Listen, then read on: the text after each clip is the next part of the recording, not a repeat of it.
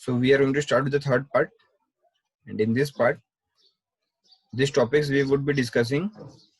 The topics are first, miniature circuit breaker that works on heating effect of electric current. Right. In the previous lectures, we had discussed about heating effect, in which we had discussed on a topic that is fuse. Right. Similarly, it is a type of device. And next, then we will discuss about the magnetic effects of electric current. Okay, this is the second effect of electric current, and then an activity on the magnetic effect of electric current, right? So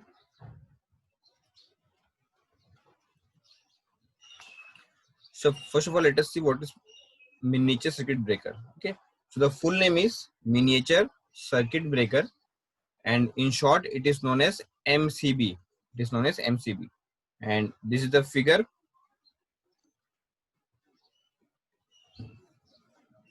of the MCB. You might have seen this MCB at your home. You might have seen this MCB at your home. Okay, it is usually in the main switchboard. Okay, and this is the switch of the MCB. It is the switch of MCB, which can be turned on or off by tripping it up or down. If it is down, it is off. If it is up, it is on, like this. Okay, now let us see where it is used. Okay. So generally a MCB or a miniature circuit breaker is used instead of a fuse. It is used instead of a fuse. Okay, but why there is a need to use something instead of fuse?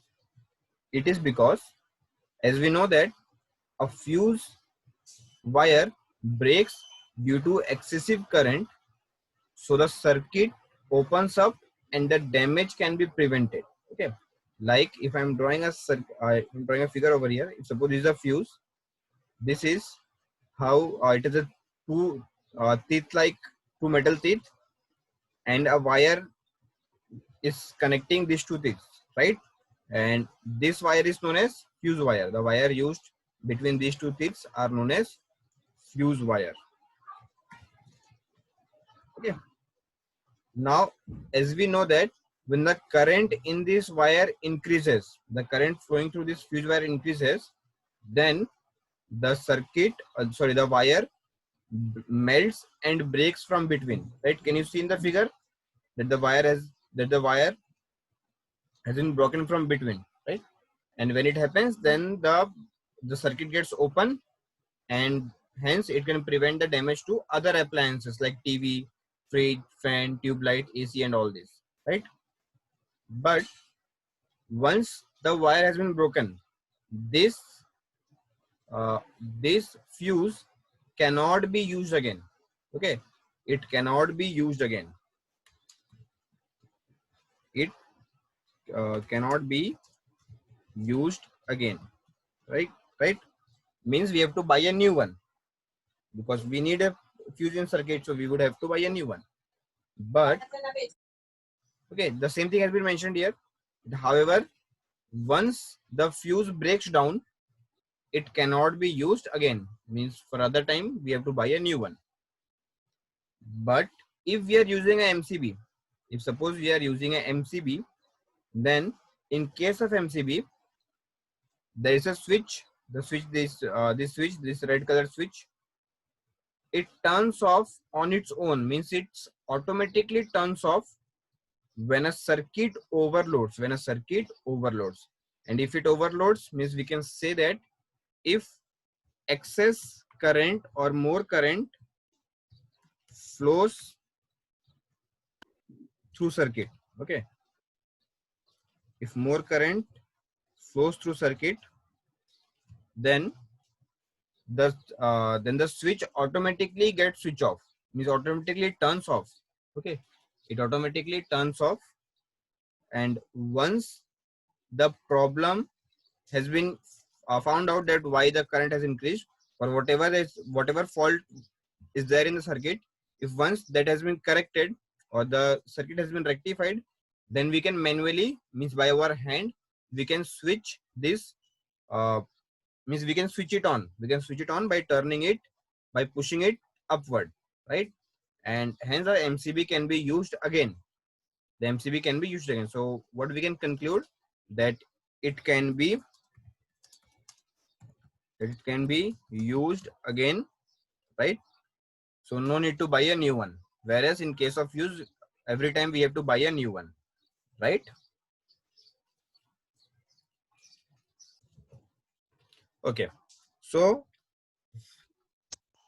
the definition is, when a electric current is passed through a wire, it behaves like a magnet. Means the wire behaves like a magnet. And this is called the magnetic effect of electric current.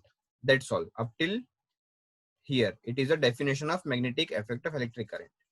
Next is, it was discovered by a scientist, and the name of that scientist is Hans Christian Ørsted. So this is the second thing you have to remember. That is the name of the scientist who discovered the magnetic effect. Okay. Now, how he did, or means how he discovered this magnetic effect, that we will be discussing. Okay. So first of all, let me ask you one question, that you all might have seen that a magnetic compass, right? Have you all seen a magnetic compass? It's somewhat like this. Sir. Yes, sir. And Yes, sir. we also know that if one magnet is brought near other magnet, then the other magnet is going to move because of the force of the first magnet, right? Okay. Means if suppose a magnet is brought over here, a bar magnet whose north pole is over here, whose south pole is over here.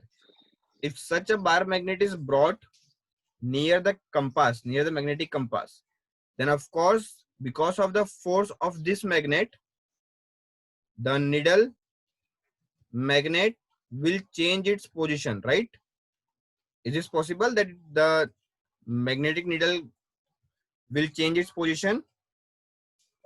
Yes. Yes. This is possible. Yes, sir. So what we can conclude, that a magnet can move another magnet, right? A magnet can move another magnet. Okay. This is what we can say, that a magnet can move other magnet. Okay. Now let us come to the experiment that was done by Hans Christian Ørsted, right? So this is a setup done by him. He used a battery, then wires were connected. Okay, so you can see the wires connected over here. The current is flowing from this wire. There's a switch. There's a switch over here, and it is again connected to the negative terminal, right? So what he did, he placed a magnetic compass needle. Okay, this is the figure of magnetic compass needle. He placed a magnetic compass needle near to a wire, this wire, near to this wire. Okay. And when he switched on the circuit, the current started flowing, and because of which the current was flowing from this wire also. Okay.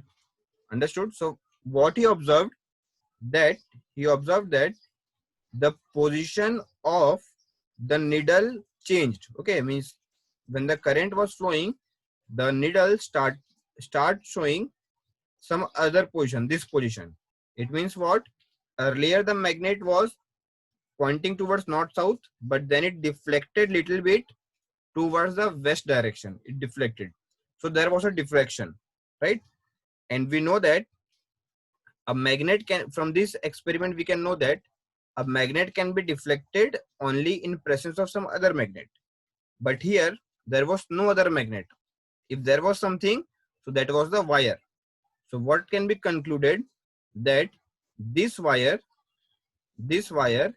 was behaving like a magnet, right? Wire was behaving like magnet. Understood? Because when the current was flowing through this wire, the magnet started deflecting. It means it is because of the wire from which the current is flowing. Then he again, what he did, he changed the terminal. See here, you can see that on this side there is positive and on this side there is negative. Earlier the positive was on left side, but now the positive is on the right side. So the current started flowing from the other side. So this time the current was flowing from the other side, in the opposite side. So even this time the needle deflected, but it deflected in the opposite direction. Earlier it was deflected towards west direction, but this time it got deflected towards the east direction. So in both the cases there was a deflection, right? In both the cases there was a deflection. So what he concluded, let us read it.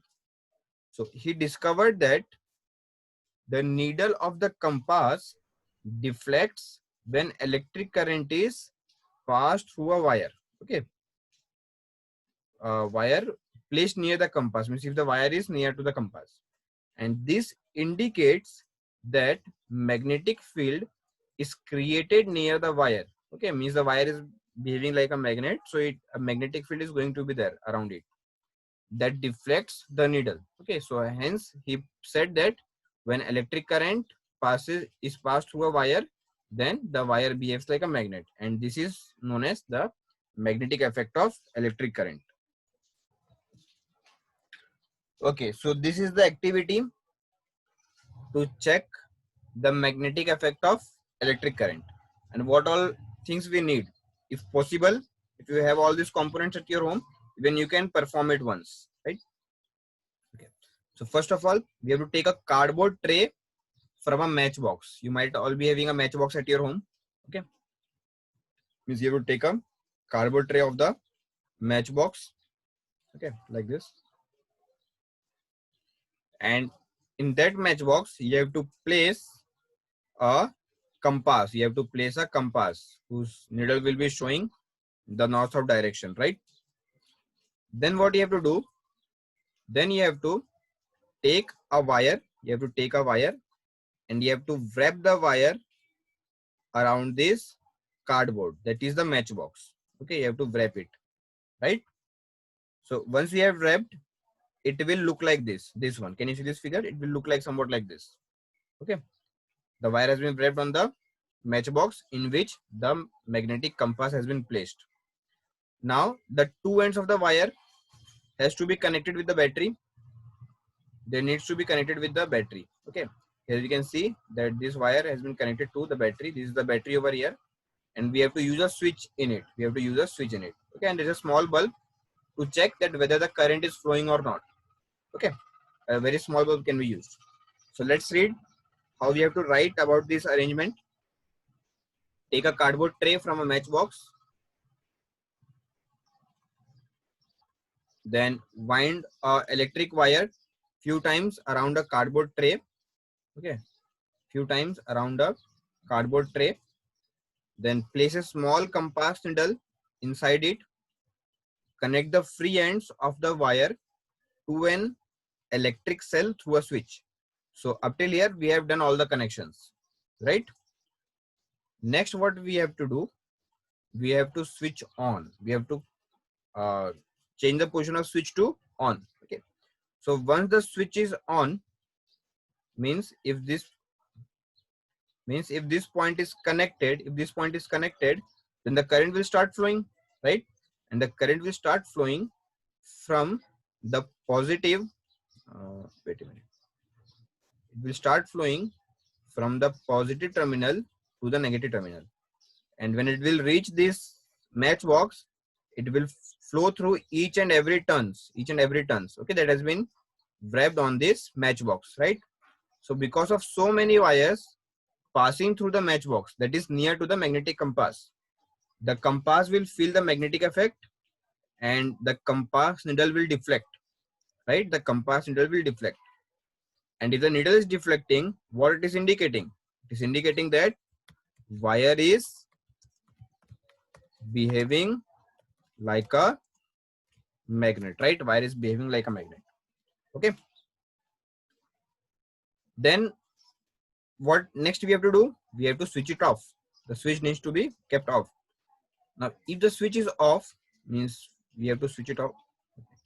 So the switch is off, the current will stop flowing. The current will stop flowing through the circuit. So if the current stops through the circuit, the compass needle will again come back to its original position. And the original position is the north-south position. The original position is the north-south position. This, the north-south position. One end would be towards north and the other end would be towards south. Okay. So the needle doesn't deflect when the switch is off. Means the current is not flowing, the needle will not deflect.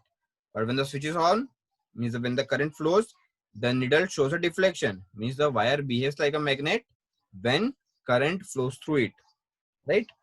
So same thing has been written over here, that this shows that electric current flows through a wire and it behaves like a magnet. Okay. So this was about the activity. Okay. So in question number 13 is, what do you understand by heating effect of electric current?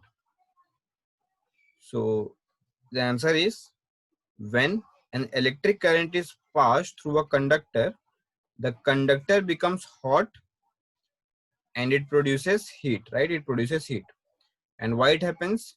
This happens due to the conversion of electrical energy into heat energy. Okay, like we have seen, if we are using an electric iron, we are giving it electrical energy and it is giving us the heat energy. It means the electrical energy is converted into heat energy, and this effect of electric current is known as heating effect of electric current. Okay, that's what you have to write for what do you understand by heating effect of electric current.